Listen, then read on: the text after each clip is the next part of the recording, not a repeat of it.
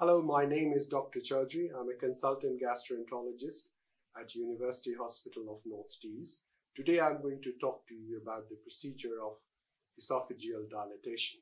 Before coming to hospital for your procedure, one of our pre-assessment nurses will be contacting you by phone to go over the procedure with you in detail.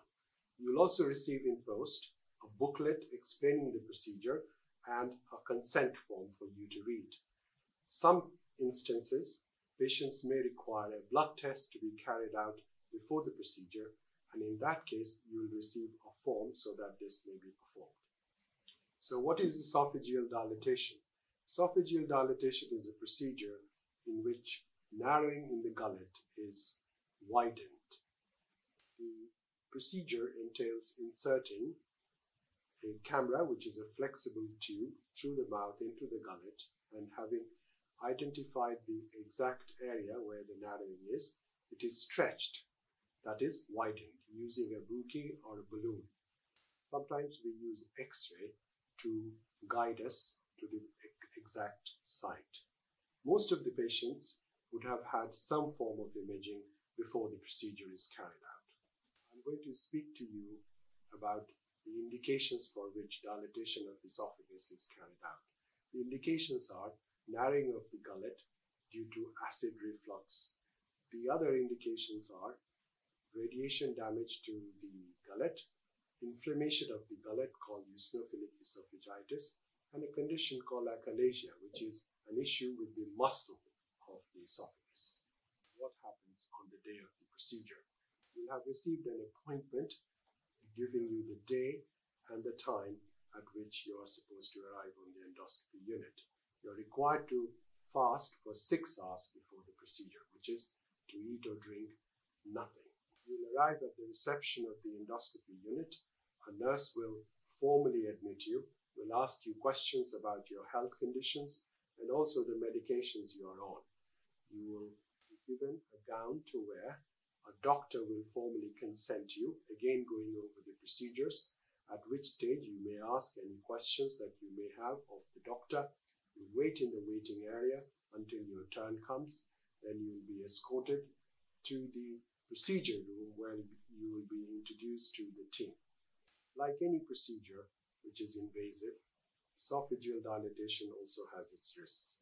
The complications of the procedure are pain or discomfort during the procedure, bleeding, perforation or a tear being made in the gullet, and infection.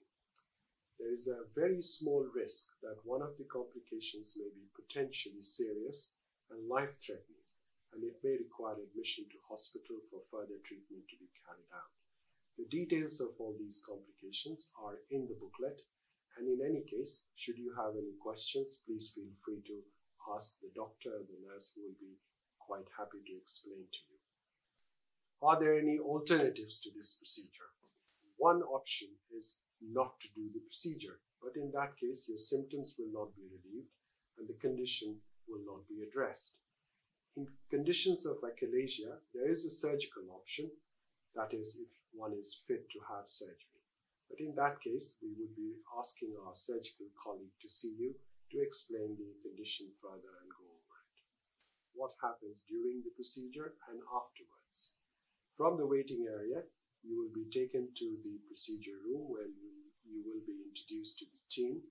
The procedure is carried out under conscious sedation. It's important to realize that this is not an anesthetic. That is, you will not be asleep. We give you a sedative called midazolam and an analgesic called fentanyl to make you sleepy and relaxed.